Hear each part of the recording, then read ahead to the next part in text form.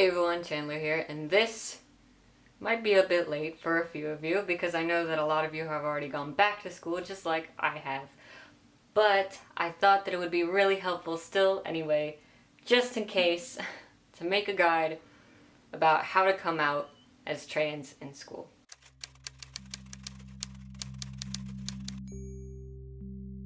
So one of the questions that I get the most often is, how do I come out at school? How do I come out to my teachers? How do I get my teachers to use the right pronouns and the right name and everything? And this is going to be a little bit of a help guide about how to come out in school and also how to deal with being out in school when it doesn't go well, dealing with teachers or dealing with other classmates.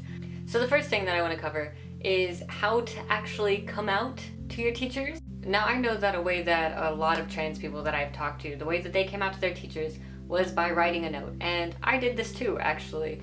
I had a friend who, on the first day of school, wrote a little letter to each one of his teachers saying, "Hi, I'm transgender. I use he, him pronouns. Please use he, him pronouns when referring to me. This is the name that I want to go by." And kind of just like a little note, it was about this big on a little slip of paper, and he just gave it to all of his teachers just to kind of disclose the fact to them without having to make it awkward, because that's something you can do very discreetly. I wrote an email to one of my teachers. What I did when I was a senior in high school was I wrote an email to my teachers saying, "Hey, I'm transgender, please call me this. I know that, like for the teachers that I had before, I was like, I know that you knew me as this and you called me this, but can you please start calling me this because this is what I'm actually going by. This is my actual name rather than the name that's on the roster," because I had not changed my name until after I had graduated high school. The good thing about writing a letter or writing an email is that it gives you the power to be discreet and it gives you the control about what you want to say and how much you want to disclose in this letter. But however, I did experience the awkward asking a teacher to call me a different name situation, whatever you want to call it. Because when I was a junior was when I decided, you know what, I'm gonna tell people to call me Chandler. And on the first day of school, I had a class, the teacher called my birth name, and I said, "Can you call me Chandler instead?" Or I said, "I go by Chandler." And he didn't hear me, he said, "What?" And I said, "I go by Chandler." And he said, "What?" And I said, "I go by Chandler."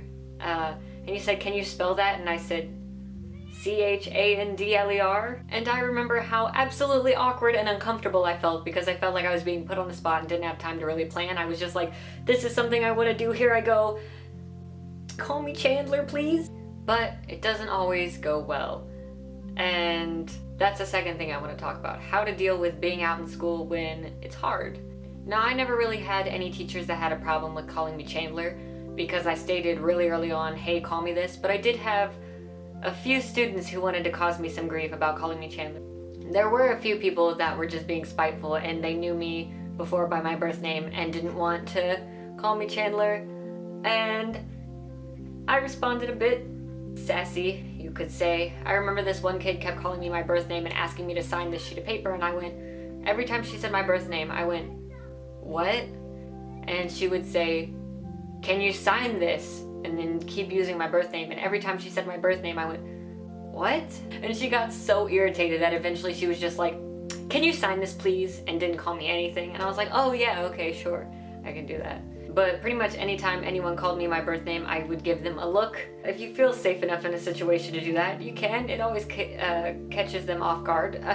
In situations where you don't feel like you can do that, perhaps if someone is being violent or antagonizing you to a point where you don't feel safe, my next bit of advice is kind of to just let it go in that moment, but then come back to your friends and be like, "Hey, I had this hard time.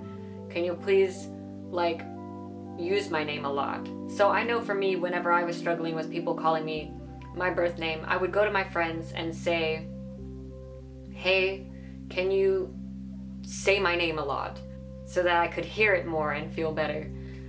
Now, when I was in school, I wasn't necessarily out about my pronouns. There were a few people that I had told about my pronouns. Nobody really respected them when I was in high school, so that kind of sucks. I think really only like 3 to 5 people maybe used my pronouns. My best friend at the time didn't even use my pronouns, so you can either do what I did and just kind of suck it up and tolerate it, or you can actually tell people, "Hey, these are my pronouns and you need to be calling me this." Like I said, those conversations aren't always easy, so My advice is you can always write something down or just have a one-on-one conversation, going in knowing what you want to say. Just like, hey, it makes me feel uncomfortable when you say this, can you please call me this? And really figure out who your allies are in those situations. Because another thing that you could do is have a friend there to correct people if you yourself don't feel comfortable correcting people. My next bit of advice, so going off of like that with having a friend in your corner about things, navigating bathrooms at school is one of the hardest things in my personal experience for trans people, like right under being called the right name and the right pronouns, and dealing with like when that doesn't happen, being dead named or misgendered. I think that one of the things that helped me the most to get through going to bathrooms was I didn't think about it. I would just be like, okay, this is a bathroom I'm going in because it has more toilets where you can sit to pee, and that's what I have to do. And just kind of telling myself, like, it's just a bathroom with toilets that are easier for me to use, or just kind of like desensitizing myself to the fact that it was gendered. Make sure that if your school has a LGBTQ support group that you go to it, like a club where you can go and be and feel safe and feel welcome and supported and listened to and valid. It's very important and it helps a lot. And so if your school doesn't have one of those, I highly recommend going to the administration and saying, we need one of these. Please, can we work to make this a thing?